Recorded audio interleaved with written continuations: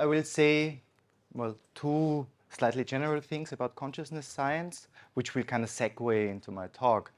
And well, I will just start. One thing which I would want to emphasize that might not be terrible news to many of you, but I think it's worth repeating and to make the point clear. So when we're scientifically studying consciousness, we're actually doing a very different thing than what we are used to do in normal science. And a lot of people are not really paying attention that much to this point. So there's a kind of influential definition, and we can discuss this definition, whether you like it or whether you don't like it. That doesn't really matter for the sake of this talk, which goes back to Thomas Nagel. Someone is conscious if and only if there is something it is like to be that someone. Now, on the one hand, the nice thing about these definitions, it kind of entered into a lot of scientific papers, especially neuroscience papers of consciousness. So that's really different from papers that have been written like 20 years ago or so. Now you see it in the introduction. Oh, we want to study phenomenal consciousness. You see it almost everywhere.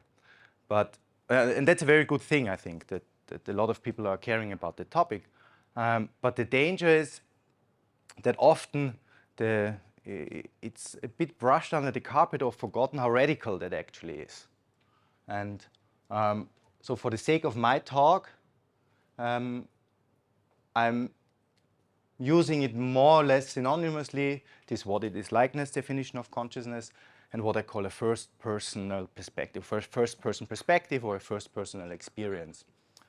And I mean, that invites already two slight digressions, and I just briefly want to address them.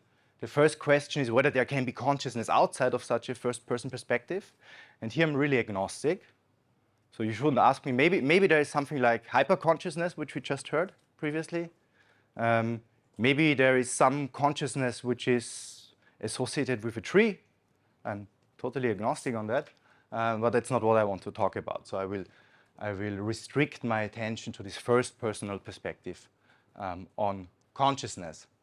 And the second thing is when people talk about this first person perspective of consciousness, or when I talk about it, I wouldn't associate that with specific statements about persons.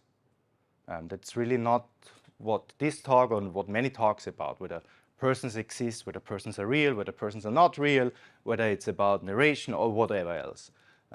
It's more a way of how we make sense of the world or how we experience the world. That's the first personal perspective. And that's very different from what we normally study in science, I think. The objects or phenomena that we study in science can usually be exhaustively described from a third-person perspective. And that's arguably not the case with consciousness. So if you want to talk about consciousness, but you only look for third-personal data, so to say, to talk about consciousness, you will probably talk about something else. And that's the big danger in writing papers about consciousness. Now, specifically, I mean, one can think about this in different ways. If one assumes that those two different perspectives which we could take are not reducible, then we still have the question how to integrate them. And that's one of the questions which I'm interested in this talk. Now, the second thing is what I call a dilemma for consciousness science. It's a bit peculiar to consciousness science, I think. I start with a quote, paraphrase, known as Einstein's razor: make things as simple as possible, but no simpler. And some of you might know Occam's razor. I put one Latin quote here: entia non sunt multiplicanda, praeter necessitatem.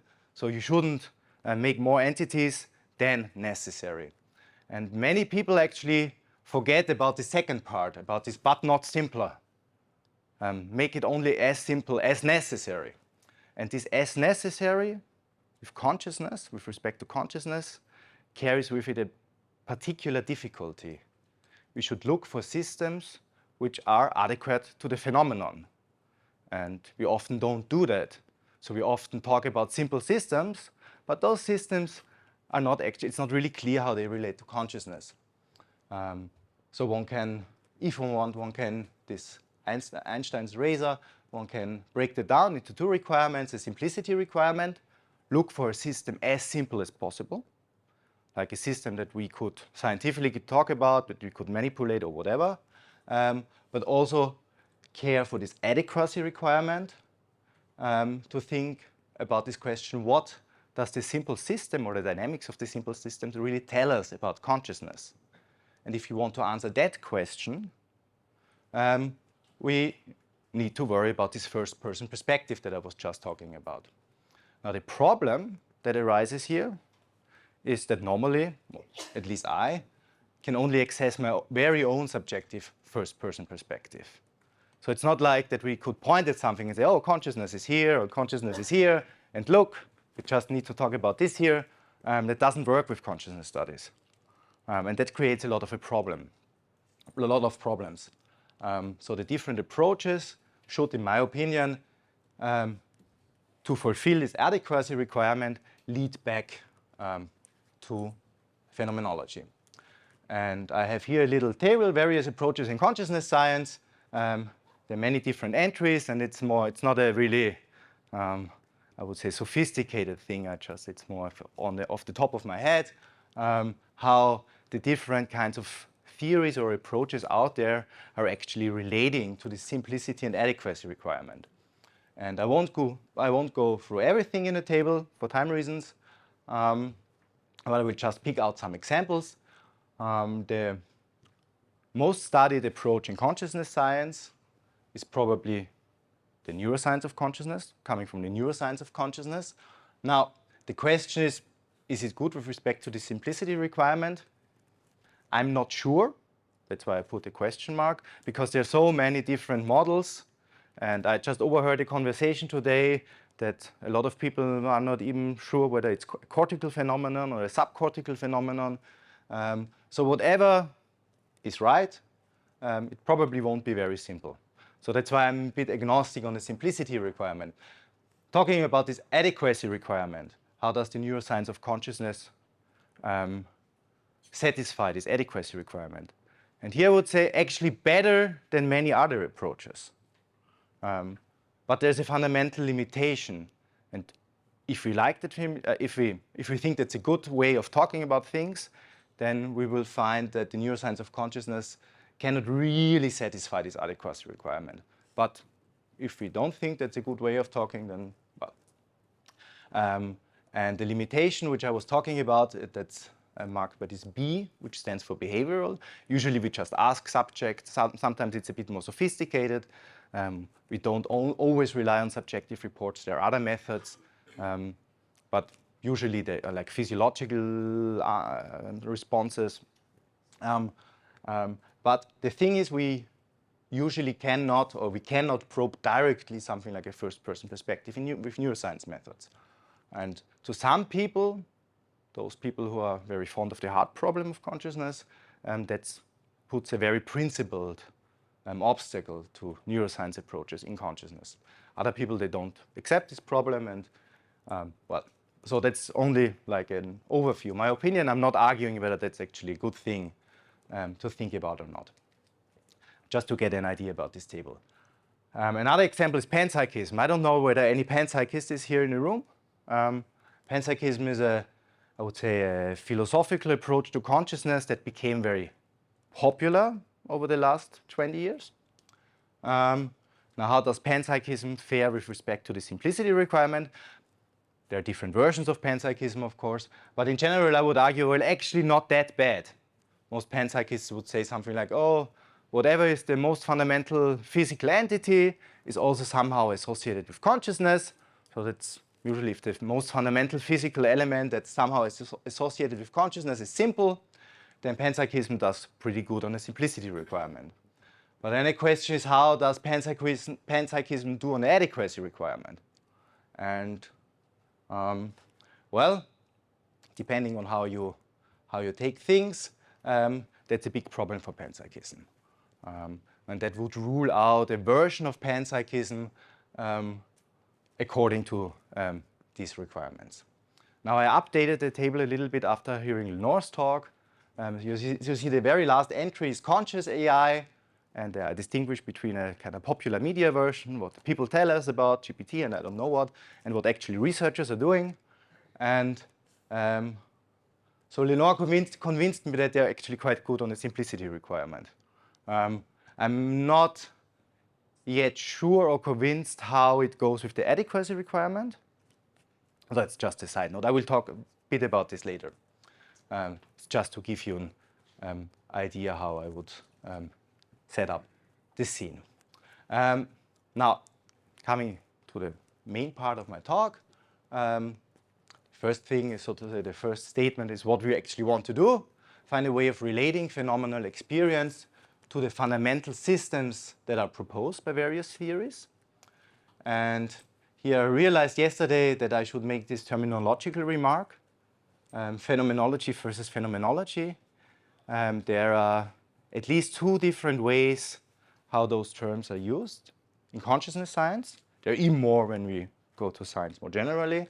But in consciousness science, when people talk about phenomenology, they either mean something like the thing that we actually study, so the properties that subjective experience has. When I say, for example, phenomenal experience, then that's the notion of phenomenology, which I'm talking about here. But there's also a bit narrower, but also more systematic way of talking about phenomenology, namely as a systematic study of conscious experience. And that's what I'm mainly concerned with when I'm talking about mathematizing phenomenology. And this guy here, Edmund Husserl, he is often considered to be the founder of phenomenology in this second, more narrow sense. To note here is that actually there are many, many different approaches in phenomenology. And I'm just picking out one now, but I'm very well aware that there are many of them.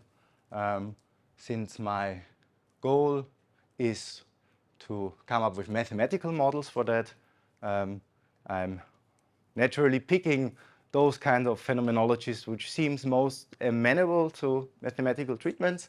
And Husserl was a mathematician himself, so and the way he writes is sometimes, I would say, quasi-mathematical, so that seems to be a good fit. Now in the second part of my talk, which is a bit more speculative than the first one, I'm asking this question, well, okay, you have phenomenology, and then what should you do with it? How should you think about it? And since I'm giving a philosophy talk, more or less, the question is, this question would be, what would be the right conceptual framework to embed phenomenology into? So what's the way how we should think about it? What is it actually about phenomenology? And that will be the second part of my talk, and I'm specifically talking about a variety of process philosophy.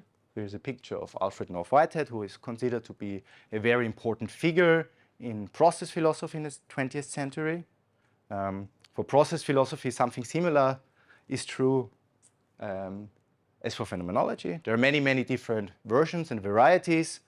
I'm just picking out randomly one variety which I like, which is process philosophy, and specifically a version which I think matches phenomenology quite well, which I call non-dual process philosophy, and I will talk later on about what I mean here.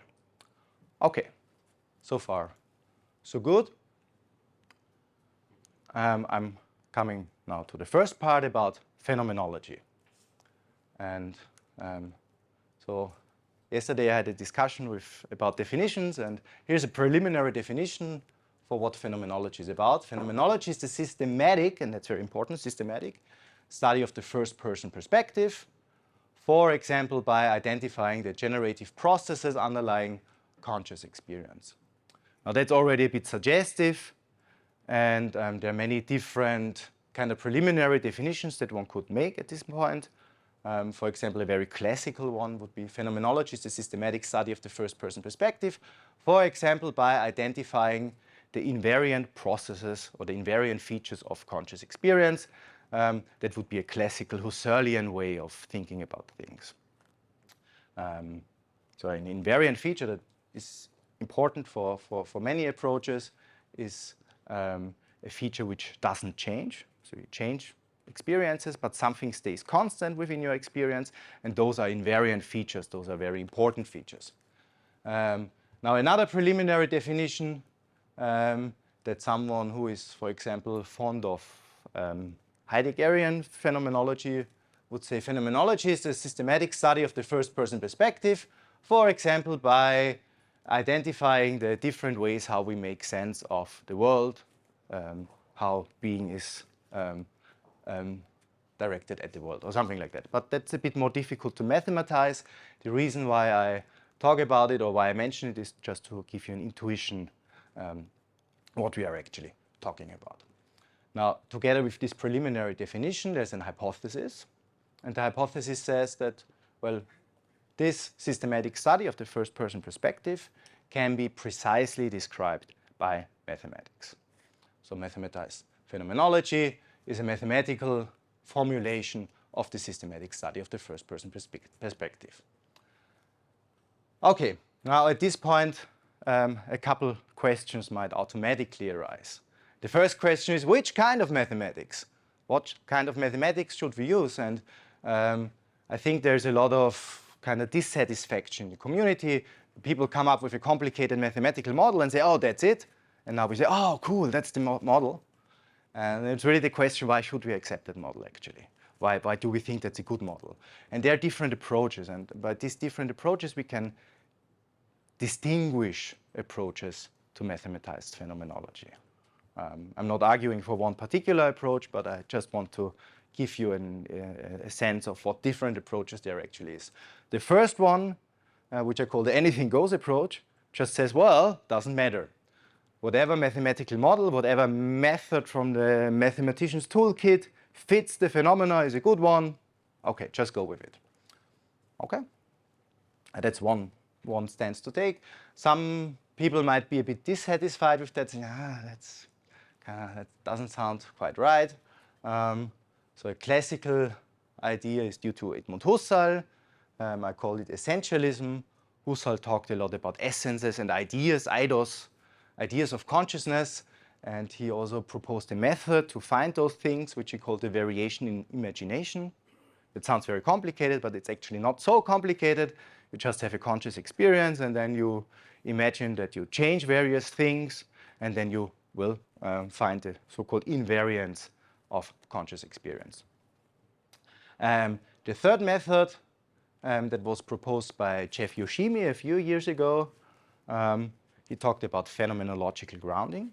Phenomenological grounding just means that pick a way of, or pick a kind of mathematics which is adequate to phenomenology, which kind of mirrors some essential features of it. Now, according to Yoshimi, this phenomenological grounding would happen through authenticity. Certain mathematical methods are authentic, others are not authentic. Authentic mathematical models or methods are those methods where I have a very clear intuition how they work and how they fit phenomenology. So one example would be using something like arithmetic on the natural numbers. 1 + 2 is 3. That's very intuitive, very authentic to that, according to that definition, or to that proposal. Some very contrived mathematical method which relies on us following certain rules but not really understanding what we do is not very authentic on this proposal. The problem here is that it's often not so clear whether something is authentic or not. So the boundary is very fuzzy. And well, first there's a lot of variation within individuals. So what's authentic to me might not be very authentic to you, and the other way around. And even worse, there's a lot of intra-individual variation. So I remember that when I graduated from high school, I found arithmetic very nice and intuitive and authentic. And then I took my first university courses in mathematics, and I learned about algebra and fields and Peano axioms and stuff like that. And then all of a sudden, I found it completely anti-intuitive. And so these things really change in one's life. And often in mathematics, my experience at least, if you see a formalism often enough, you find it intuitive. So that's basically Wittgenstein's idea about mathematics. You just see it, and someone tells you, oh, you're doing it right. And then all of a sudden, at one point in time, you think, okay, now you know it. Now it's intuitive, it's clear. So another criterion for choosing mathematics might be what I call here resolving back into consciousness. For those of you who've been present at the Q&A with Roger Penrose, he said he doesn't like this metaphor of mathematics as language. And I'm kind of guilty, I use that metaphor myself. But it's actually a very good point, I think. There are many things that mathematics allows us to do which language doesn't allow us to do. So in particular, there are certain ways of inference. You can infer some things if you have a mathematical formalism, which you couldn't do if you just have a description in natural language or whatever. And resolving back into consciousness just means that the results of these inference schemes should also match first personal experience, or maybe lead to new kinds of experience that we could have. And if we found a mathematical model that allowed us to do that, then it's a good candidate for mathematized phenomenology. Okay. A second set of questions which might arise naturally, maybe not to you because we're all into mathematical approaches about consciousness, but there's a lot of hostility actually about using mathematics in consciousness. And historically, there has been a lot of hostility towards using mathematics for the systematic study of phenomenology. So within the kind of history of phenomenology, there have been many comments that said, oh, don't use mathematics. It's somehow limited. It goes beyond the phenomena. So the question is really, why should we use mathematics at all? I mean, what's the benefit of using mathematics in this field? And to my opinion, the potential dangers that arise here are kind of offset by some obvious benefits of using mathematics. And now I'm just going through the list. First one is the so-called problem of ambiguity, what I call the problem of ambiguity. And that sounds very highbrow. It just means that if you open a phenomenology book, you will read something, and it's not clear what it is. And there is a certain fuzziness. It's like really a jargon, and you have to learn the jargon, and you have to read and read and read and read, and then come back at it. And then you find, okay, now he meant that. And one of the good things about mathematics, if we know the mathematics, is that we could resolve this problem of ambiguity to some degree. Second problem is a problem of communication. So those are actually two problems. There is a problem of communication within phenomenology. So phenomenologist A wants to talk to phenomenologist B. Now, they're talking past each other because they use the terms slightly differently. That really creates a problem. That could be offset if both were using a mathematical method, I guess, at least to some degree. Now, the second part of the problem of communication is even worse. If the phenomenologists want to communicate with a non-phenomenologist, then all hell breaks loose. So to say, well, total mess. Third, the problem of settling disputes, and that has been discussed at length in the literature, also by like analytic philosophers who often made this charge against phenomenology, that it's really not clear. I mean, if phenomenologist says X and phenomenologist B says not X, who is right? No way to settle these disputes. A joint mathematical formalism would be very helpful here. Fourth, the problem of introspection.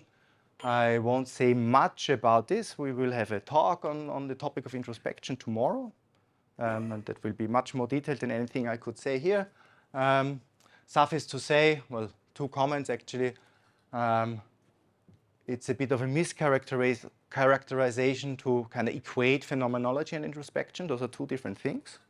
So phenomenology, and that's why I emphasized it at the beginning, is a systematic study of conscious experience. It's true that phenomenology greatly uses introspection, but it's not the same as introspection. So those are two kind of different ways of thinking about it. Nevertheless, introspection is an important method for phenomenology. Introspection is unreliable. We all know that. I don't need to say something here. And this problem of relying on something which is inherently unreliable might be fixed to some degree by using a more mathematical formulation. Now the fifth problem, I think that's the most important one, is the problem of integration with science and technology. We want, or I want, phenomenology to be integrated with science and technology in the end. Well, what's the language of science? Language on the quotation marks of science and technology? Well, it's mathematics, surprise. So phenomenology should be able to speak mathematics. Okay, now it's confession time. I actually thought I would be able to give something like a very basic, formal stuff, blah, blah, blah, blah, blah, blah, blah, in order to show you, but then I couldn't do that, and I didn't make it, so I decided to just put some things that other people actually did on this slide and talk a little bit about that.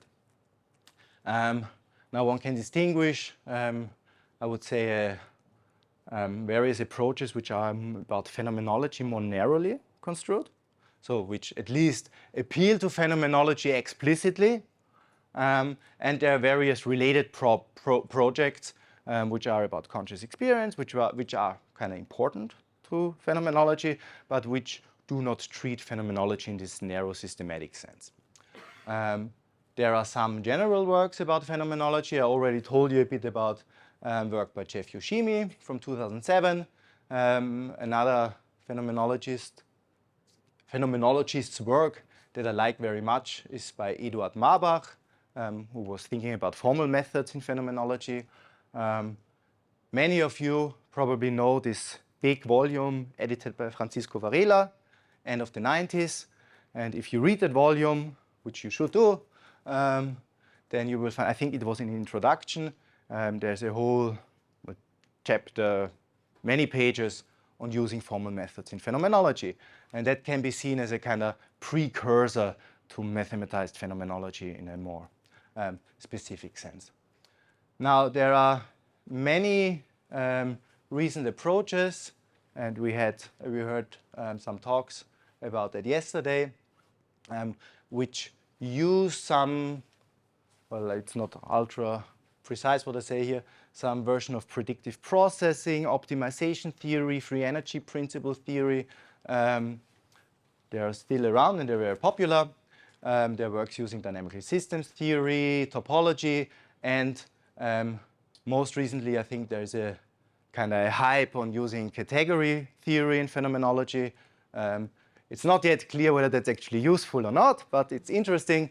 So there are various works listed on this slide. And then there are related projects.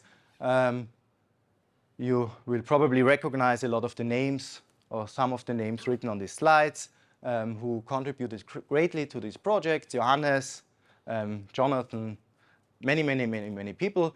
We will hear an interesting talk about conscious agent theory, which is a very interesting and great formalism about consciousness by Chetan, The Light of Consciousness, later after this talk.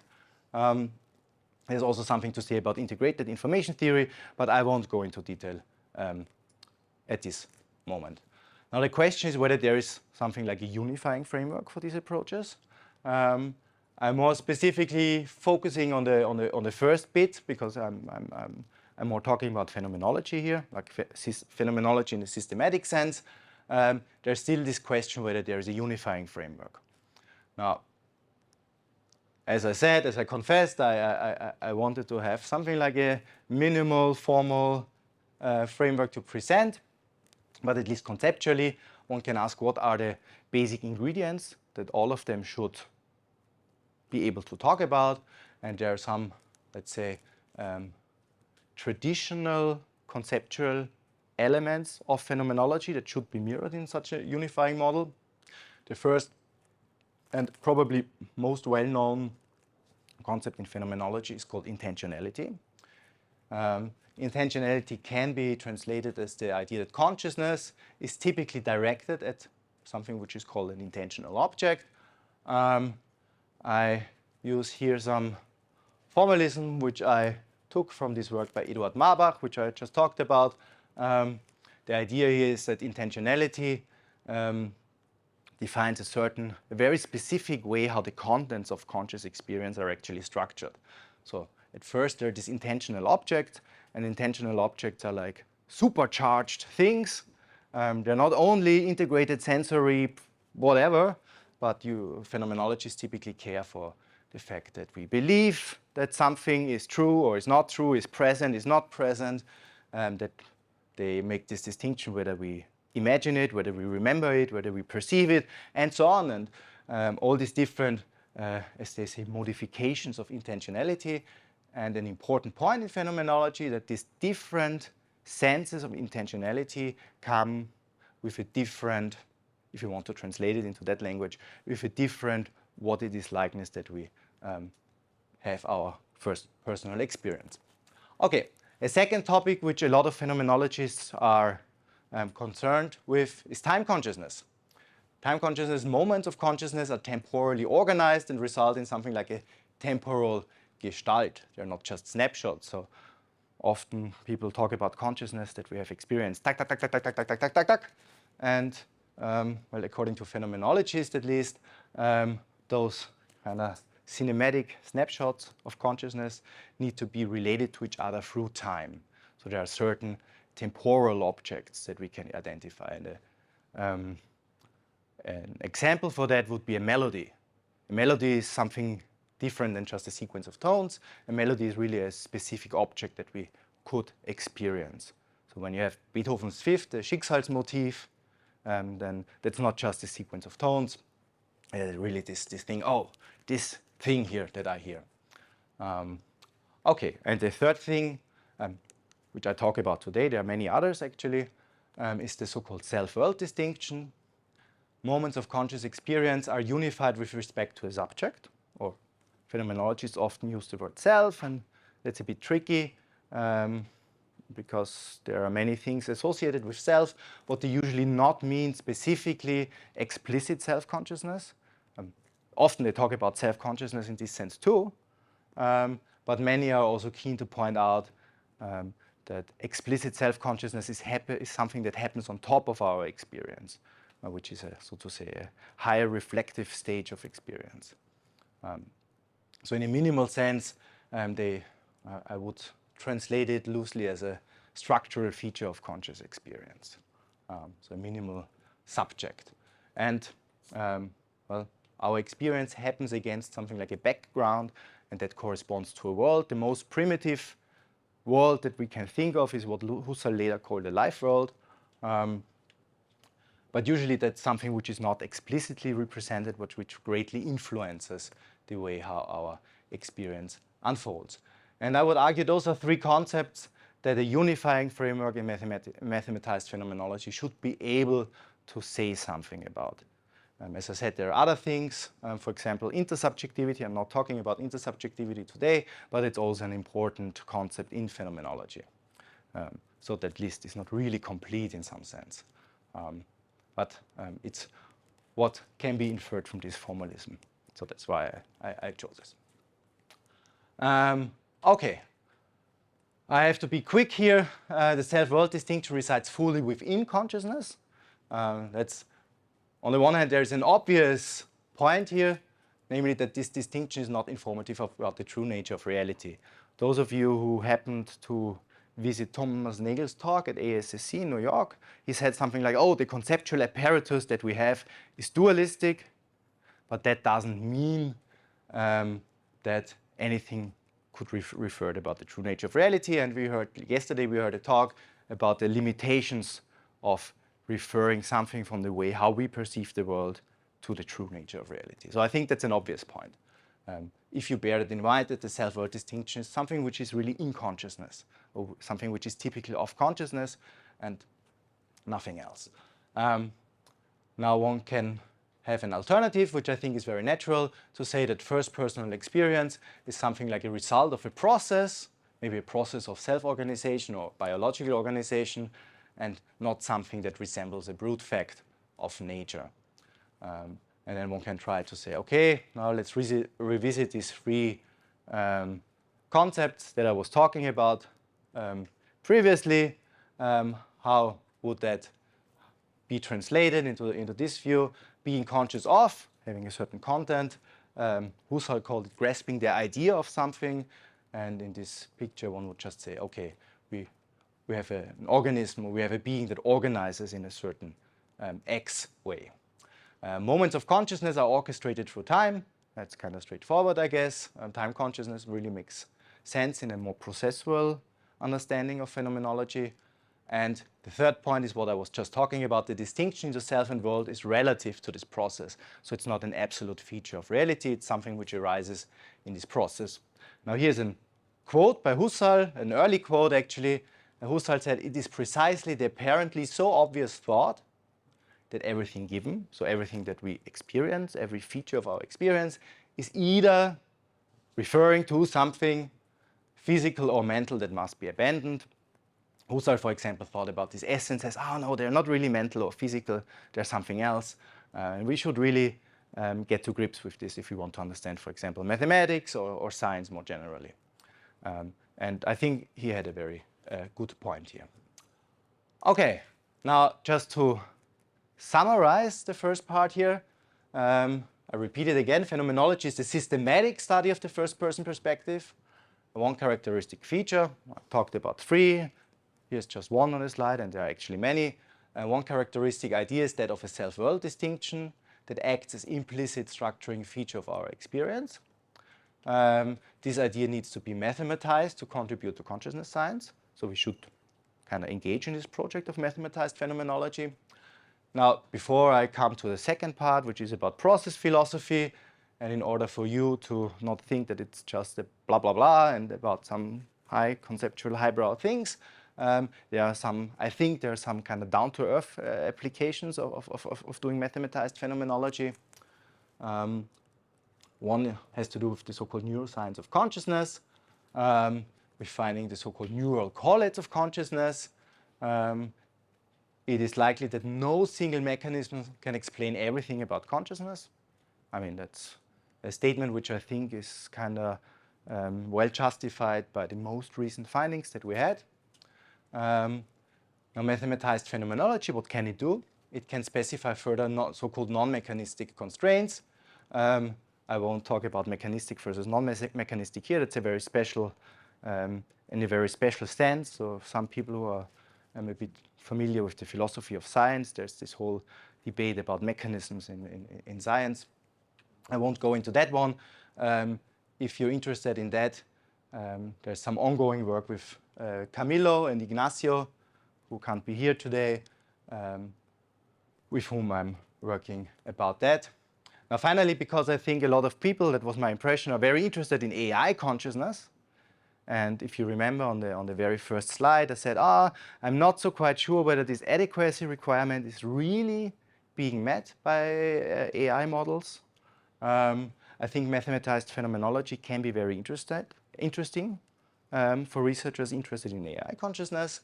For example, by my proposal that mathematized phenomenology could specify data structures or embeddings or whatever for artificial consciousness, which would result in something like a first-personally structured model of reality. So a lot of researchers in AI are interested in generative models, in world models. Now I think they should be interested also in first-personally structured world models or generative models. And then such systems, we could think about building such systems that actually make use of these models. Okay. Now let me quickly come to the last, maybe most speculative part. Now I just reviewed some things how phenomenology could be actually useful to science. Now I want to talk how to think about phenomenology or different ways of thinking about phenomenology. I would say the most common way that people think about consciousness today is actually grounded in materialism. And according to that, phenomenology would be just a high-level description of what the physical brain is doing. And the main benefit of phenomenology, of mathematized phenomenology, would just lie in describing the explananda of consciousness science. That's it. I said cartoonish because there's much more to say here. Can't do justice to all these kind of positions on one slide. In the most extreme case, if you believe that it's just a perspective among many that you could or could not take, you would say, okay, there is no genuine subjectivity or genuine first-personal perspective in addition to these first-personal perspectives. And that would be a very extreme version of materialism or physicalism. Now the second interpretation, and that was the one which was espoused by Husserl himself, is the interpretation in terms of transcendental idealism. To make it very brief, according to transcendental idealism, phenomenology would describe the conditions of possibility to make an experience. Other kind of very famous, maybe the most famous transcendental idealist was Kant. He was interested in the conditions of possibility of knowledge. If you want more recent 20th century analytic philosophy language, you would say, okay, let's talk about facts. Now, in the most extreme case, there exists no mind-independent or subject-independent form of reality. And that was a big problem for Husserl. Husserl always tried to kind of marry his idealism with a realist position. And a lot of people who criticized Husserl were saying, okay, that's not really coherent what you're doing. Husserl himself, of course, thought, yeah, very coherent. That's the only way to be a realist, actually. That's what Husserl said. Now, of course, I'm not saying that you shouldn't give up on it. You can give up on realism. I think that's perfectly fine. But you cannot have, it's hard to have both transcendental idealism and realism. Okay, but that's all I say here. And the third interpretational framework for phenomenology, the one which I kind of like best, I guess, is that neither this, in terms of terminology, neither subject nor object express something about the fundamental character of reality. So you can remember my slide about the self-world distinction. And such an approach could be paired with process theory. Process philosophy is the idea that reality is processual and non-static. Many different ways of cashing that out. And the important thing is how should we think about phenomenology on this picture. Phenomenology would be a description of such a process. A reflective description, that's how phenomenologists like to distinguish what they do themselves. They say, oh no, we're doing reflective analysis. We're stepping back, so to say, from the immediate phenomena we reflectively talk about. If you excuse myself for introducing some terminology here, I would call it an experiential integration, so relating subjective and objective aspects. That would be, and phenomenology would let you know something about how that actually happens. Okay, now I save you some historical things just to say Whitehead was one prominent proponent of phenomenology, and in this audience, a better known figure is probably William James, the psychologist. And William James had a program at the end of his, or at the last part of his career, which he called radical empiricism. And Whitehead can be considered to be someone who tried to really carry out the program of James.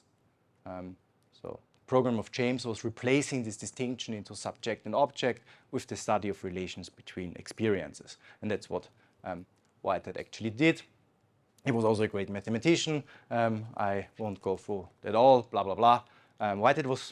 Bottom line, Whitehead was very influential. All the students liked him. They said, oh, he's a great guy. But almost everyone said, but his metaphysics is kind of strange. And he had very famous students, like Bertrand Russell was a student of his, Quine, those philosophers probably heard his name before, I'm pretty sure. He was a student of Whitehead. And they all liked him, but they were kind of skeptical of what he did. Okay, so for the sake of time, I'm switching some slides, which are a bit of a digression. Now I'm coming back to phenomenology. There are certain, I would say, commonsensical affinities between phenomenology and process theory. 3 points. First, the structure of consciousness, as phenomenologists talk about it, is often about relations between things. So if you go back, if you remember this slide which I had with all these approaches, if you read the papers and if you look at the abstract, so to say, then you will see, oh, most of them are actually talking about relations between things. So it's a very relational thing, and that matches process theory quite well. I wrote here something about possible and actual experience. You can forget about that, but according to some frameworks in phenomenology, that's very important. Second point, consciousness is fundamentally about change, and process philosophers are all about change. Historically, that analogy is actually even more important because a lot of process philosophers actually took their ideas about change from an understanding of first personal experience. So Bergson, for example, although he was not a phenomenologist, but a famous French philosopher who talked about becoming, and Whitehead took a lot of this terminology and incorporated into process theory. In addition, on the surface level, if you look at what phenomenologists are talking about, notions of change are very important. The stream of consciousness, which is mostly associated with James, so not phenomenology directly, but a lot of phenomenologists were highly influenced by that, talk about that. The minimal subject or the self expresses something that stays constant throughout such changes. That's like a typical motive of phenomenology. And the third point, and that has to do with this metaphysical commitment of process philosophy, self and world are not substances or things that exist somehow in the world, but aspects of a process that unfolds. So there's a clear affinity between phenomenology and process theory. I think phenomenology and process theory constitute a two-way match. So on the one hand, phenomenology would profit very much if we looked at it from this processual side. So if we want to scientifically study consciousness, we need to account for first-person perspective. That's basically the very first thing which I said. The first point is just a repetition of the first part. Phenomenology is the systematic study of the first-person perspective. Second point, process theory is a coherent framework to make sense of phenomenology. And I talked about Husserl and his difficulties to marry an idealist and a realist kind of outlook on things. And in my opinion, process theory would be a much better way to do that. Third point, phenomenology recapitulates the structure of process theory, of non-dual process theory, that were these affinities which I was just talking about. Phenomenologists often use this word constitution of consciousness. So the constitution of conscious experience is another process in nature, according to this picture. And so to say, the second direction of the match, I think phenomenology can also do a lot for process theory. So there are some theoretical gaps that need to be filled in process theory, especially in some models of process theory. And I think phenomenology could do a good job of actually filling those gaps. Now there's a quote by Nicholas Rescher. He's a well-known American philosopher who wrote a book on process philosophy. And he wrote that mental and physical processes are not reducible, the one to the other. They are coordinated with different aspects of the unified whole. Now, one immediate question that arises here when one reads statements like this: what does coordination actually mean? And it seems to me that phenomenology could be a very interesting theoretical outlook on this coordination process. Phenomenology is supplying us with a systematic schematics of this coordination between mental and physical aspects that play a role. With that, I'm finished with my talk. I'm concluding. I thank you very much for your attention, and I look very much forward to any